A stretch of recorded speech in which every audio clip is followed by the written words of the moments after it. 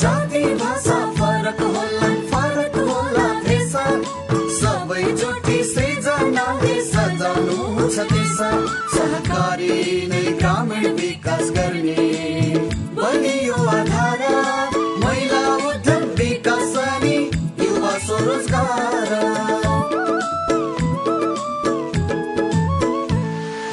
सबै मिलिजुली गरौँ उन्नतिको कर्म स्वावलम्बी र समृद्धि नै सहकारीको मर्म समानता र स्वाधीनताको भावनाले भरौँ आर्थिक अनि सामाजिक सांस्कृतिक विकास गरौँ सहकारी दर्पण सहकारी दर्पण सहकारी दर्पण।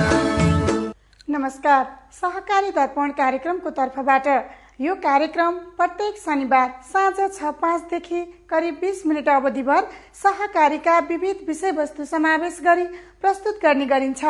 स्वागत एवं सहकारी अभिवादन आजको यो श्रृङ्खलामा पनि सम्पूर्ण दर्शक महानुभावहरूमा। आदरणीय दर्शक महानुभावहरू, आजको कार्यक्रममा हामी सहकारी गतिविधि र सुर्खेत जिल्लाको एउटा सहकारी संस्थाले सञ्चालन गरेका क्रियाकलापहरू प्रस्तुत गर्नेछौँ। कार्यक्रम सुरु गरौँ सहकारी गतिविधिबाट।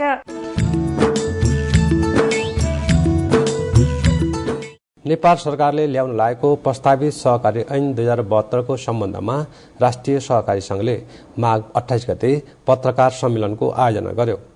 पत्रकार सम्मेलनमा सहकारीका अन्तर्राष्ट्रिय मूल्य मान्यता र सिद्धान्त अनुसार सहकारी ऐन ल्याउनु पर्नेमा जोड़ दिइएको थियो। कार्यक्रममा राष्ट्रिय सहकारी संघ, विषयगत केन्द्रीय सहकारी संघका पदाधिकारी लगायतका सहकारी कर्मीहरूको उपस्थिति रहेको थियो। 2072 साल माघ 20 गते राष्ट्रिय सहकारी विकास बोर्डद्वारा बोर्डमा लामो समयसम्म सेवा गरी अनिवार्य अवकाश लिन लाग्नुभएका उपनिर्देशक राजेश प्रसाद पराजुली र कार्यालय सहयोगी कुमार केसीलाई एक कार्यक्रमको आयोजना गरी विदाई गरियो।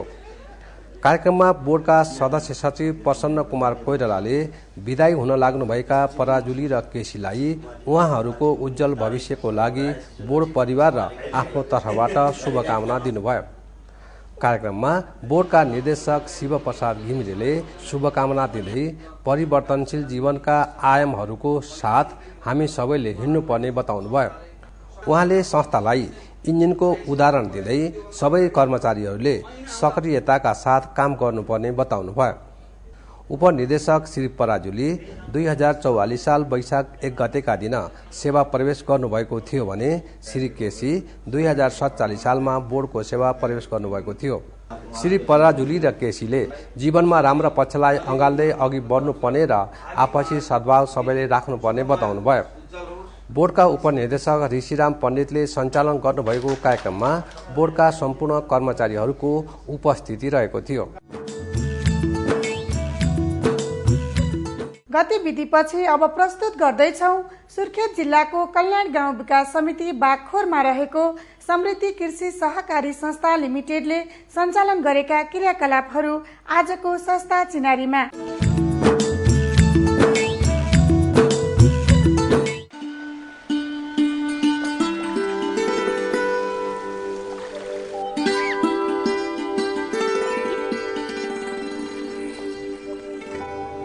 मनमा अठोट, कर्ममा विश्वास लिएर लगनशील भई लाग्नेहरू नै सफल भएका कतिपय उदाहरणहरूले हामीलाई सधैँ प्रेरित गरिरहेकै हुन्छ।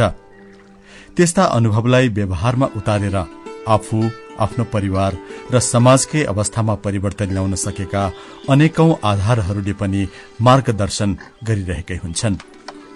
आज हामी त्यस्तै एउटा सहकारी संस्थाको सेरोफेरोभित्र रहेका छौं। सुर्खेत जिल्लाको बागखोरमा रहेको यो समृद्धि कृषि सहकारी संस्था, जसले आफ्नो क्षेत्रको सम्भावनालाई पहिचान गर्दै सहकारीका माध्यमले समुदायलाई एक सूत्रमा आबद्ध गरी मुख्य गरी व्यावसायिक कृषि कार्यको माध्यमले सदस्यहरूको जीवनमा सकारात्मक परिवर्तन ल्याउने दिशामा अग्रसर रहँदै आएको छ। अधिकांश स्थानीयहरू परम्परादेखि गुजारामुखी कृषि प्रणालीलाई अवलम्बन गर्दै आएको स्थितिमा परिवर्तन ल्याउने आधारको रूपमा रहेको कृषियोग्य उर्वर जमिनको प्रयोग र व्यावसायिक कृषि उत्पादनको साथै बजारीकरणको सम्भावनालाई मध्यनजर गर्दै विक्रम सम्वत 2067 सालमा सहकारी संस्थाको स्थापना गरेर व्यवसायिक कृषि विकासमा लागेको भनाइरहेको छ। विशेष गरी यो क्षेत्रमा चाहिँ उर्वर जमिन हुँदाहुँदै पनि हामीले व्यवसायिक खेतीहरू गर्न चाहिँ सकेका थिएनौं। कृषकहरूलाई चाहिँ व्यवसायिक खेती गर्न, त्यो पनि अझ खाद्य वस्तुमा पनि बिउहरू उत्पादन गरेर चाहिँ बिक्री गर्न सकिन्छ भन्ने खालको चाहिँ किसानहरूमा त्यो चेतना थिएन। त्यो चेतना नभएको कारणले गर्दाखेरि हाम्रा जग्गाहरू जति पनि चाहिँ अब खेतीयोग्य जमिनहरू छन्, ती जमिनहरू बाँझो नरहे पनि परम्परागत खेती गरिने, जो अब खानाको लागि मात्रै खेती गरिन्थ्यो भने अब त्यसलाई चाहिँ व्यवसाय गर्नुपर्छ। हामी यसरी परम्परागत ढङ्गले चाहिँ मकै, धान, गहुँ लगाएर मात्रै खानाका लागि मात्रै नभइकन व्यवसायिक हिसाबले लगाउँदाखेरि भोलि यसलाई बजारीकरण पनि गर्न सकिन्छ, आम्दानीका स्रोतहरू बढाउन सकिन्छ, किसानको जीवनस्तर माथि उठाउन सकिन्छ। त्यसका लागि कृषि सहकारी स्थापना गर्नुपर्छ। कृषि सहकारले स्थापना गरिसकेपछि सबै किसानहरूलाई चाहिँ गोलबन्द गरेर हामी अगाडि जान सक्यौँ भने पक्कै पनि व्यवसायिक किसान चाहिँ हामी उत्पादन गर्न सक्छौँ र हामी त्यो कृषि क्षेत्रमा फड्को मार्न सक्छौँ। कृषि क्षेत्रमा फड्को मार्नु भनेको किसानको हिजोको भन्दा आजको चाहिँ अब आर्थिक उन्नति हुनु हो, उनीहरूको जीवनस्तर चाहिँ सुधार हुनु हो भन्ने उद्देश्यका साथ चाहिँ हामीले यो सहकारी स्थापना गरेका हौं। यस सहकारी संस्थाले आफ्नो नाम अनुसार गरेका कामहरूको झल्को यस क्षेत्रका सदस्यहरूले गरेका क्रियाकलापहरूबाट पनि अनुभव गर्न सकिन्छ। कृषि उत्पादनको मूल आधारको रूपमा रहेको बिउ उत्पादन गर्ने मनसायका साथ सदस्यहरूलाई प्रोत्साहन गर्दै आइरहेको छ संस्थाले। यसको लागि यहाँको भौगोलिक अवस्था, हावापानी, माटो सबै उपयुक्त भएको कारण पनि बिउ उत्पादन कार्य यहाँ राम्रो हुन सकेको देखिएको छ। शुद्ध बिउको महत्वलाई राम्रोसँग बुझेका यसका सञ्चालकहरूले कृषकहरूले उत्पादन गरेका बिउहरू संकलन, प्रशोधन, वर्गीकरण तथा प्याकिङ जस्ता कार्यका लागि भौतिक पूर्वाधारहरू समेत तयार गरेको छ। बिउ उत्पादनको माध्यमले सहकारीले आय आर्जनको राम्रो बाटो देखाइदिएको सदस्यहरू बताउँछन्। यिनी टीका राणा, यस समृद्धि कृषि सहकारी संस्थाको सदस्य, परम्परागत खेती गर्नुभन्दा बिउ उत्पादन कार्यमा लागेपछि अहिले आफ्नो आर्थिक अवस्था सुध्रिएको बताउँछिन्। बिउ उत्पादनको लागि सहकारी संस्थाले सहयोग पनि गरिरहेको र उत्पादन गरे जति बिउ सहकारीले लिदिने र बजार व्यवस्था गरिदिने भएका कारण प्रसन्न छिन्। हामीले जति पनि बिउहरू उत्पादन गरे पनि सहकारी संस्थाले चाहिँ खरिद गरिदिन्छ। अनि चाहिँ बाहिरबाट चाहिँ राम्रा राम्रा बिउहरू ल्याइकन यहाँ किसानहरूलाई हामीलाई चाहिँ दिन्छ। हामीले चाहिँ त्यो लगाएछौँ अनि राम्रो उत्पादन भएको छ त्योबाट। अनि त्योबाट चाहिँ हामीले राम्रो आम्दानी ल्याइकन घर खर्चहरू चलाउन, घर व्यवहार चलाउन, अनि छोराछोरीलाई शिक्षा दीक्षा यताउति औषधि खर्च यताउति राम्रो भएको छ। वर्षमा 2-2.5 लाख हुन्छ मेरो। टीका राणा जस्ता अन्य धेरै कृषकहरू अहिले विभिन्न अन्नबाली लगायत तरकारीको बिउ उत्पादन गर्ने कार्यमा तल्लीन छन् यो क्षेत्रमा, जसले उनीहरूको आर्थिक आमदानी बढ़ाएर जीवन गुजारालाई सहज बनाइदिएको छ। यी अर्का कृषक हुन् हरिलाल रम्जाली। सहकारी संस्थाबाट 20,000 रुपियाँ ऋण लिएर व्यावसायिक रूपमा कृषि उत्पादन कार्यमा, अझ भनौं मूल रूपमा बिउ उत्पादन कार्यमा लागेका छन्। यसबाट भएको आमदानीप्रति सन्तुष्ट रहेको बताउने यिनी अब जमिन भाडामा लिएर क्षेत्र विस्तार गर्ने सोचमा पनि छन्। सुरुमा 20,000 लिएर लगानी गरेको आमदानी अहिले मलाई महिना लगभग 4 कुन्टल भन्दा बढी नै फल्छ। 4 कुन्टल फल्छ। तरकारी खेती अझै समृद्धिबाट म निकाल्ने अलि निकालेर अझै बढाउने विचार छ। मैले बिउ पनि राखेको छु सर। तरकारी खेती तथा बिउ उत्पादन गर्ने कार्यका अलावा बंगुर पालन पनि गर्दै आमदानी अझै बढ़ाउने कार्यमा जुटेका छन्। कृषक रम्जाली जस्तै यिनी पनि यस क्षेत्रमा व्यावसायिक खेतीमा लागेर आफ्नो जीवन परिवर्तन गर्न सफल अर्का कृषक सदस्य हुन्। अहिले यही व्यवसायबाट भएको आमदानीले घर व्यवहार, पढ़ाई खर्च सबै धानेको र यसका अलावा केही जमिन पनि जोड्न सफल भएको बताउँछन्। सहकारी संस्थाबाट 30,000 ऋण लिएर थालेको यो व्यवसाय अहिले बढ़ीमा 8 कट्ठा जग्गामा गर्दै आइरहेका छन्। मैले अहिले बन्दाकाउली लिएको सर, बन्दाकाउली, टमाटर अनि मुला पनि लगाउँछौँ, सिमी, बोडी, करेला सबै लगाउँछौँ। अहिले 6 देखि 8 कट्टासम्म मैले खेती गर्छु। त्यो अब आफ्नो बालबच्चालाई पढाउने लेखाउने यताउति खान लाउन अब त्यस्तै अलिकति जोगानी थपेको छु मैले। यसरी विभिन्न प्रकारका अन्न तथा तरकारीको बिउ कृषकहरूबाट उत्पादन गरेर सहकारी मार्फत त्यसको ग्रेडिङ गर्ने, उपचार गर्ने, प्याकिङ गर्ने गरी देशका विभिन्न क्षेत्रका कृषकहरूलाई शुद्ध असल गुणस्तरको बिउ उपलब्ध गराई कृषि उत्पादन वृद्धि गर्ने कार्यमा यस समृद्धि कृषि सहकारी संस्थाले सहयोग पुर्याउँदै आएको छ। साथै बिउ उत्पादनको अलावा स्थानीय बजारको आवश्यकता तथा मागमा आधारित व्यवसाय गर्नको लागि पनि सहकारी संस्थाले सदस्यहरूलाई सहयोग पुर्याउने गरेको छ। यो बंगुर पालन पनि त्यसैको एउटा उदाहरणको रूपमा हेर्न सकिन्छ। यिनी पवित्रा सारू समृद्धि सहकारी संस्थामा आबद्ध भई केवल 6,000 रुपियाँ ऋण लिएर बंगुर पालेको बताउने यिनले यसैबाट मासिक 25,000 रुपियाँसम्म आमदानी हुने गरेको बताउँछिन्। यसले आफ्नो जीवनमा निकै ठूलो परिवर्तन पनि ल्याएको यिनको भनाइ छ। पहिला हामी धेरै गरिब थियौं, अब कसैको काम गर्नुपर्ने, यताउता घरमा खान नपुग्ने, अनि त्यस्तै थियो। अनि समृद्धि सहकारीमा आबद्ध भयौं, अनि त्यसपछि त्यहीबाट ऋण लिएर सुरु गरेको। बंगुर पालदेखि बच्चाहरू पढाउन पुग्यो, आफूलाई खान यताउता सबै पुगिरहेछ। स्थानीय सदस्यहरूलाई कृषि तथा पशुपालनको साथै उत्पादन वृद्धिमा सहयोग पुर्याई आइपर्ने विभिन्न समस्याको समाधान गर्ने उद्देश्यका साथ एकजना सदस्यले यो एग्रोभेट पनि सञ्चालन गरेका छन्। यो एग्रोभेट सञ्चालन गर्नु अगाडि यस बारेमा पर्याप्त प्राविधिक ज्ञान सिप लिएका छन्। यसले गर्दा कृषि तथा पशुपालनमा संलग्न सहकारीका सदस्यहरू लगायत स्थानीयको घर दैलोमा नै आवश्यक सेवा सहयोग पुग्न गएको छ। यसबाट समय र अनावश्यक खर्चको नोक्सानीलाई पनि जोगाएको छ। एग्रोभेटका संचालक चन्द्र बहादुर सोती पनि यसबाट सन्तुष्ट छन्।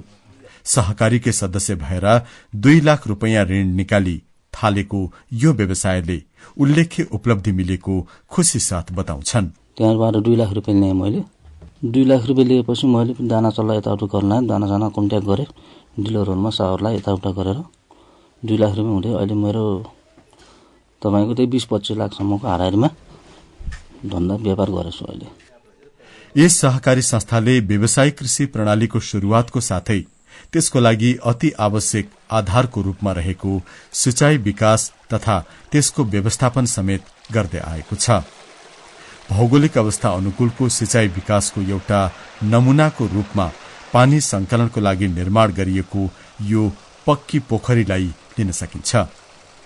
यसरी पानी संकलन गरेर यहाँबाट आवश्यकता अनुसार खेतबारीसम्म सिंचाई सुविधा पुर्याउने गरिएको छ।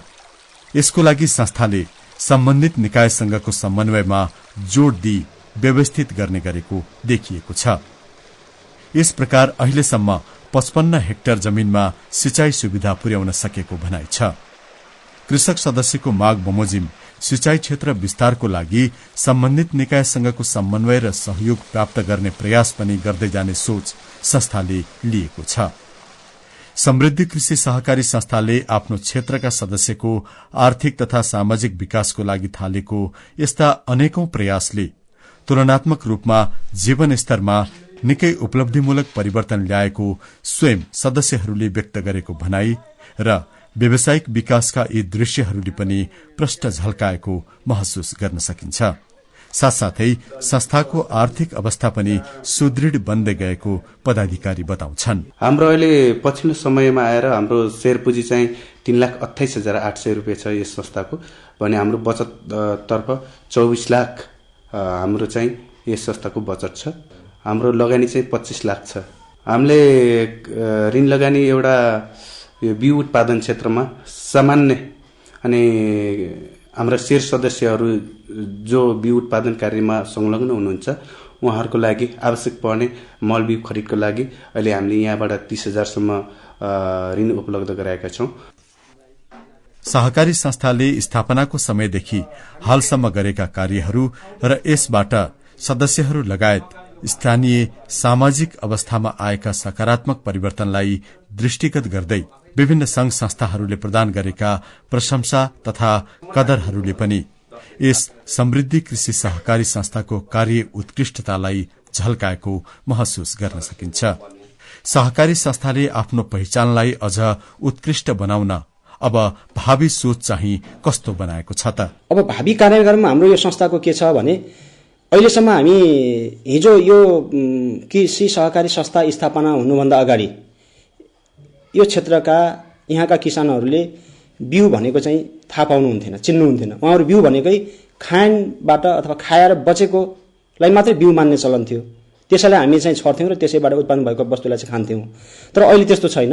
अहिले चाहिँ यो 5 वर्षको अवधिमा अहिले किसानहरू बिउको पहिचान थाहा पाउनु भएको छ, बिउको महत्त्वको बारेमा थाहा पाउनु भएको छ। बिउ उत्पादन गर्दाखेरि खाद्य वस्तुको र बिउ उत्पादनको लागि चाहिँ यसको फरक विधि प्रक्रियाहरू हुँदो रहेछ। प्राविधिक दृष्टिकोणलाई चाहिँ धेरै यसको अन्तर हुँदो रहेछ। त्यसकारण हामीले चाहिँ बिउ उत्पादन गर्दाखेरि बिउमै बेच्नुपर्छ, त्यसको चाहिँ महत्त्व फरक छ हैन। त्यसकारण यसलाई चाहिँ बिउमै बेच्दाखेरि चाहिँ हामीले जति बिउलाई यो ठाउँमा चाहिँ हामीले बुझेनौँ हिजो, त्यो चाहिँ आज त्यस्तो अवस्था छैन। आज धेरै किसानहरूले बिउ उत्पादन गरेर बाहिर बेच्न सक्नु भएको छ। यो एउटा पहिचान पनि हो हाम्रो यो ठाउँको। 5 वर्ष अगाडि यस्तो अवस्था थिएन र आगामी दिनमा चाहिँ हामी के गर्दैछौँ भने यो मध्यपश्चिममै स्रोत केन्द्रको रूपमा चाहिँ हाम्रो सहकारीले बिउ उत्पादन गर्नुपर्छ। भोलि मध्यपश्चिमको अन्य जिल्लाहरू 15 जिल्लाबाट बिउ कहाँ पाइन्छ भनेर सोध्दै जाँदाखेरि सुर्खेतको समृद्ध कृषि सहकारी संस्थामा चाहिँ बिउ पाइन्छ, सबै भेराइटीको चाहिँ खाद्य बालीमा पाइन्छ, तरकारीमा पनि पाउन सकिन्छ भन्ने खालको एउटा स्रोत केन्द्रको रूपमा चाहिँ हामीले यसलाई स्थापना गर्न सक्यौँ भने यसले राज्यलाई नै यसले सहयोग पुर्याउँछ। राज्यले सोचेको कुरालाई पनि यसले चाहिँ राज्यको जुन कृषिसँग सम्बन्धित आन्दोलन छ त्यसलाई पनि यसले पूरा गर्छ र किसानको मागलाई पनि यसले पूरा गर्छ। र हाम्रो किसानहरूको व्यवसाय गर्ने जुन इच्छा छ, चाहना छ, जो अहिले चाहिँ गर्दै हुनुहुन्छ, उहाँहरू आजभन्दा अझ ठुलो व्यवसाय बन्न सक्नुहुन्छ। आजभन्दा धेरै उहाँहरूको चाहिँ आर्थिक उन्नति भएको चाहिँ हुनेछ। यो अबको 10 वर्षभित्र, अबको अरू बाँकी 5 वर्षभित्र हामी चाहिँ यो कुरालाई चाहिँ पूरा गर्नुपर्छ भनेर हामी चाहिँ यो सहकारी योजनाबद्ध ढङ्गले लागिरहेछौँ। परम्परागत तवरबाट जीवन गुजाराका लागि गरिँदै आएको खेतीपातीलाई आधुनिक तथा व्यावसायिक बनाई स्थानीयको जीवन स्तरमा परिवर्तन ल्याउने कार्यमा सुर्खेत जिल्लाको कल्याण बागखोरमा रहेको यस समृद्धि कृषि सहकारी संस्थाले खेलेको भूमिकालाई निश्चय नै प्रशंसापूर्वक हेर्न सकिन्छ। कृषिमा व्यावसायिकताको विकास गर्दै आफ्नो क्षेत्रको मात्र नभई देशका अन्य भागमा समेत कृषि उत्पादन बढ़ाउने प्रमुख आधारको रूपमा शुद्ध र असल बिउ उत्पादन, प्रशोधन तथा वितरण गरी समग्र मध्यपश्चिम क्षेत्रकै बिउको स्रोतको रूपमा सुर्खेतलाई स्थापित गराउने दिशामा लिएको कार्यलाई समेत निकै आशापूर्वक हेर्न सकिन्छ।